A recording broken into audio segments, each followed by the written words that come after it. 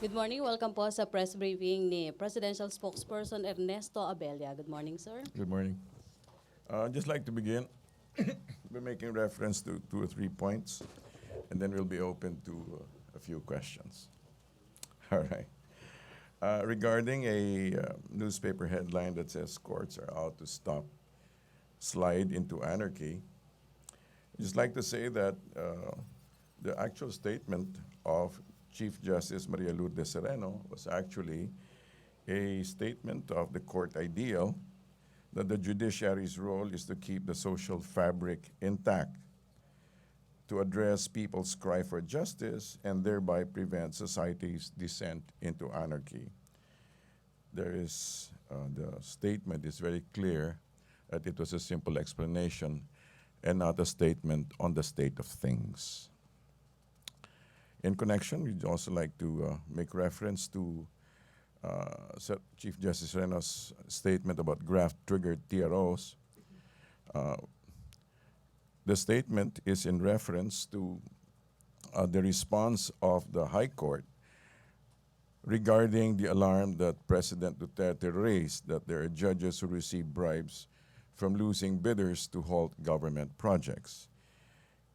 In response to this, the High Court issued several circulars, 7 to be exact, and this is much appreciated that there is a cooperation between branches of government. Third, we'd also like to make reference to the agreement between the Philippines and the NDF, who agreed on an accelerated timetable for peace talks. We're happy that with the ongoing peace talks in Oslo, where both parties have promised to complete the work on the comprehensive agreement on socio-economic reforms within 6 months. As Secretary Bello mentioned, the CASER is considered the heart and soul of the peace negotiations between GRP and NDF as it tackles issues such as agrarian reform, national industrialization, and foreign policy. That's all for now. We're open to questions. Okay, first question will come from Dexter Ganibe, DCMM. Ersek, magandang umaga po. Magandang umaga. Nakarating na po sa inyong tanggapan yung naging komento ng US State Department, yung Okay. yung kanilang All right. And yung deputy tanong nyo? spokesman. Ano po ang comment or statement ng palasyo at medyo naging malabnaw na sila doon sa pagbatikos? Right. We just like to say that we're open to the opinions and positions of certain governments, but we'd like to just say we'd also like to reiterate that the relationship between the U.S. and the Philippines remains basically solid, and we do have a good relationship. Follow-up question, sir. Yes, po. Nabanggit na rin ng Pangulo na mukhang nakikiusap ng US na maglagay na tayo ng ambassador sa US or something like that. May meron na po ba? As soon as possible, sabi. We're working on it for the plain and simple reason that I think Mr. Chidoro is wala pa. No? So as of now, there is none.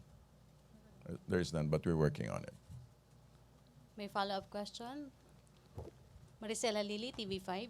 Sir, aside kay former Secretary Gilbert Chodoro, meron na bang inaay si Presidente na possible na pumalit kay Secretary Lorenzana sa Defense kung ma-appoint na siya as ambassador? Wala pa siyang binabanggit na pangalan. Pero I believe he has a short list. How many, sir? Hindi ko po alam yan. Sir, short list for the DND. For both. Okay. For both. No more question? Follow-up? Other topic? Joseph Morong, GMA 7. Sir, just a clarification or more details on the matrix. All right. It does outline the personalities involved, but how did the president come up with it? And can you elaborate on the operation, if it is about the drug operation inside the Bilibid? Basically, I'd like to refer to the first part of your question, which is that actually whatever he comes out with is based on collected intelligence. It's a collaborative intelligence, and so he so he has certain basis for which we are not privy to. Thank you. Sir, oh, okay. Pero sir, if it's going to, he did say it's about the drug operation, but the matrix did not illustrate the operation, meaning who takes what. Okay. Who Can we takes have what? more Well, details on let's it? just take a cue na lang from what the DOJ said, that the several witnesses have surfaced to prove certain allegations versus against certain personalities, and they're in the process of taking the affidavits of these particular witnesses, including NBP guards, inmates, and former friends of these personalities that have been referred to. And if and when they have been finally verified, the charges may have to deal with graft and drug-related graft once information is actually verified. No more? Laila Laveria? Sir, clarification. So the information released by the president hasn't been verified. Is that what you're saying? No, I'm not saying it's not verified. But they're verified as of the personalities, but the other links, the so-called links, are being finalized. Okay. Sir, on a related topic, there remains a lot of criticism or observations about the ongoing drug war and the violence. Aren't these giving the government pause? Maybe getting it to reassess its strategy so it won't be so bloody? Let me just give you my understanding of the whole matter. You have to set it in context.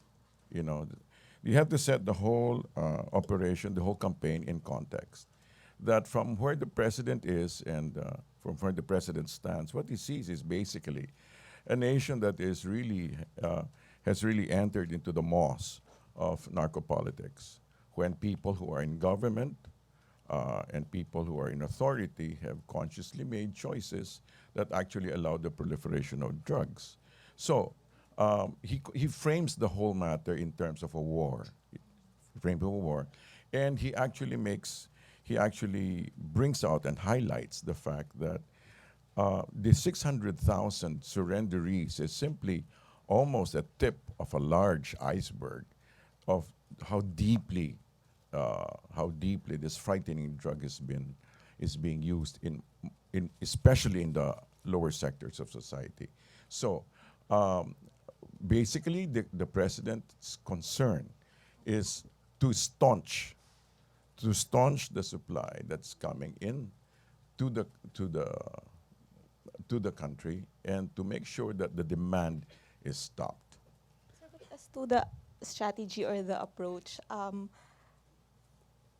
you saying they want the parang scorched earth approach na wala ng parang moderation na kasi No, okay. there I are think the terms killings. that you use imply that a lot of these are state sanctioned. You know, if you read very carefully, if you listen very carefully to what the president is saying, and how the strategy is being carried out, it really does not implicate police authority. There is no statement, there is no policy, especially what you just termed as a frightening landscape. Sir, last na lang, what do you Yes. make of the PNP chief's statement calling on drug dealers to burn down the houses of drug lords? Parang doesn't that perpetuate a environment or culture of violence? Again, let me bring it back. They consider the PNP chief. The PNP chief has taken on also part of the role of the action arm of the president, who has taken on the role of parens patriae. He is saying he's really calling out. He's really calling. This is a time of crisis. You know, the reason why perhaps people have not fully appreciated how deeply the spread of the drug menace is because it's only now that it's being revealed. For the longest time, it was either ignored or not attended to, and so people are not aware of the depths. It's only now, and that's why he's making a large, loud call. So even that, I would say, is a call. it's not an incitement to kill. It's a warning. It's a heads up. Thank you. Henry Uri, DCRH, then Dexter and Ina. Secretary, good morning. Some of the witnesses at the Senate hearing claim that they're being involved in illegal drugs is because of poverty. So walang matinong trabaho, kaya nagtutulak okay. na lang ng droga. Right. How would this administration address that particular problem? If you've been giving attention to the president, to the entire to the entire cabinet's efforts, I mean, this is such a hard-working cabinet. It's really surprising. They're running all over the place. You know, the 10-point economic program, the social development program. If you study it and look at it, it's so pro-poor. There's a lot of efforts going into creation of more jobs. And as you very well know, it's not a magic wand that you know, it's only been less than 100 days. So, but it's being attended to now. In other words, the current efforts of the government is not just to increase GDP, so to speak, but it is to make sure that people, in the words of some candidates have said, the laylayan, you know, But are actually involved. But follow-up lang, sir. Is the president planning to give a special package like livelihood program for them? No, there is an entire menu. There's an entire menu of job creation. Dexter? It's not just a question of giving. It's a question of making available all these opportunities. Thank you. Thank you. Thank you, Dexter. Sir, sa laki nung, or sa dami nung mga nagsipagsuko na mga drug dependent at Yes. mga pusher, may isang binabanggit ang Department of Health na isang rehabilitation center na ito lang yung kaya nilang ma-accommodate, and then paggabi yung buong pati sa mga hallway may mga banig na nakalagay doon para matulugan, and hanggang 6 months lang nila I mean yung mga nire-rehab ay hanggang 6 months na lang, and then pinapauwi na kahit hindi pa ganun Saan po tuluyan. yun? Where is that? Isa sa mga facilities ng Right. Department of Health, sir. Okay. Gaano na po ang gaano ba ka-urgent itong mga rehabilitations na gustong itayo ng gobyerno? Dahil yeah. alam natin, sabihin na natin nasa 600,000 yung mga drug users. Right. And then kulang yung facilities. Okay. You know, if the DOH has a matrix, I'm not sure about the modified matrix, but they have a matrix, no? Of the 100%, 90% of that are experiential users. And about 9% of that are actual heavy users, and 1% are hardcore. So I believe out of the 600,000, they can give attention, special attention to about the 60,000, you know, to the 60,000 or more. My numbers may not be out there, no? But basically, the project is to attend not to everybody, not to all 600,000, because this can be done through the barangays, it can be done through faith-based groups and stuff like that. But already there are efforts. In fact, I've been around. We were able to look at some of the sites, and one of the sites is in Fort Magsaysay. They're developing at least 10 hectares there. 10 hectares, as far as I know, I'm not sure if it's the exact state of the matter, but there we actually looked at a 10-hectare plan for housing, and also, alongside that was a sustainable farming and sustainable green programs, so that when the clients come out, they will have been better. You know, they will not only be detox, but they would also have learned some skills and know some sustainable things. In other words, the government is very, very aware and is very concerned that it's not just that drugs are not just a national security issue, but also a public health issue. May mga hakbang po ba para dun sa mga private entities o mga NGOs na matap ng government? Kasi may mga drug dependents na hindi naman ganun pakalulong o hindi pa ganun mga ilang Actually, buwan pa meron. They're all beginning to work. It's just very quiet. It's just all in the background. And that's exactly, yun ang mga dapat na-highlight din at this stage of the game. Na meron actually some very credible and very admirable efforts that are being done in order to address. Pwede bang maglabas ang palas ng mga listahan itong mga government entities na pwede nating mapuntahan at magawa ng kwento. Meron yung po mga- sila. I'm sure the one that can supply you with that is the ALG and DOH. Yes. Thank you, Thank sir. you. Ina Andulong, CNN Philippines. Hi, sir. Going back to the statement of the PNP chief, I just want to clarify, is his statement sanctioned by Malacañang? I mean, do you share the same call para sunugin yung mga bahay ng mga drug lords? No, I think it's very obvious. There's no such statement that come on, let's burn down all the houses. It's a passionate call. It's a passionate call to resist.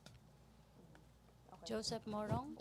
Okay, sorry. And going back to the matrix, sir, you talked about some links still being finalized. Yes. What links are these? And does this mean that the matrix is still incomplete? No, the matrix, as far as the details are not. The matrix is per se is complete, as presented by the president. That particular aspect of the matrix, but the details are being worked out. I use the word incomplete because wala pong naka-mention doon sa matrix na drug lord or a convict inside when previously the president kept on stressing Okay. the fact Uh, that this was a base- Senator De Lima has been collecting money from drug lords through her former aide. So where is that character in the matrix? Because it's not there. Well, as far as I know, that these are the things that he has allowed to be revealed, and in time it shall also be completed. Okay.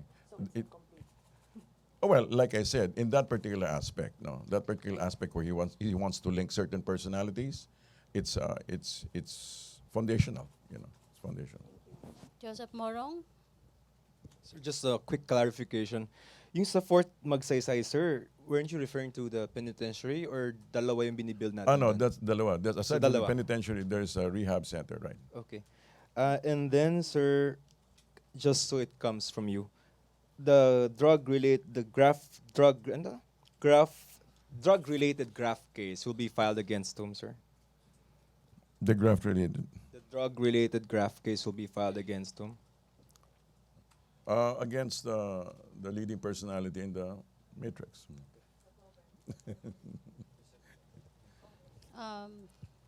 Si Tina muna. Tina Mendez, please.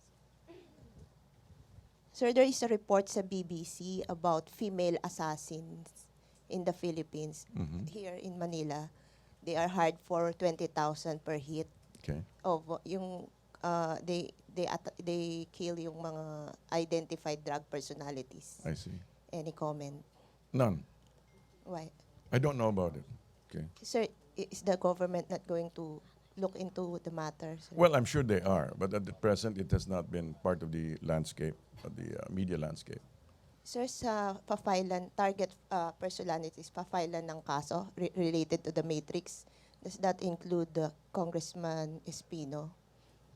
Was it in the matrix, Yes. Congressman Espino? Yes, sir. Pangasinan governor. Oh, Okay. Congressman. Well, let's wait until the next step. Hannah Sancho.